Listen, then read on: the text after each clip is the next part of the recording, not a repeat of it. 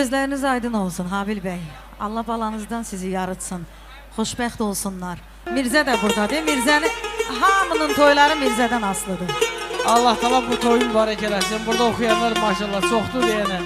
Yəni bizim də ürəyimizdən keçən o ki Allah mübarək eləsin.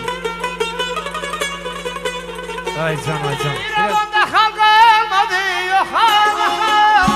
Başa düzdürmüşəm, ya görün yaxam, belə düzdürmüşəm.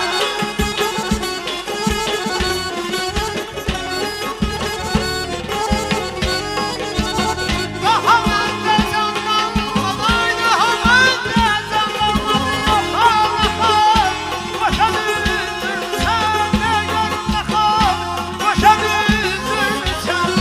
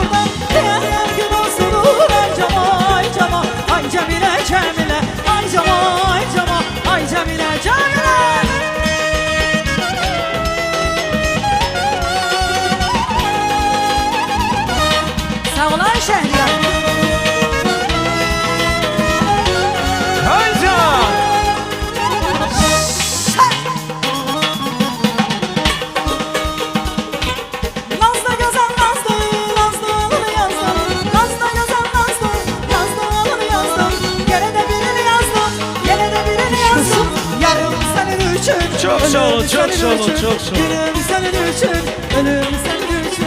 Çok sağ olun, çok sağ olun, çok sağ olun. Senin için, ölüm senin için, yarım senin için. Hamının yadda qalan gözəl ifası bizi lentə alır Mirza Azad studiyası. Təşəkkürlər qardaş, minnətdarımızı bildiririk. Çox sağ olun.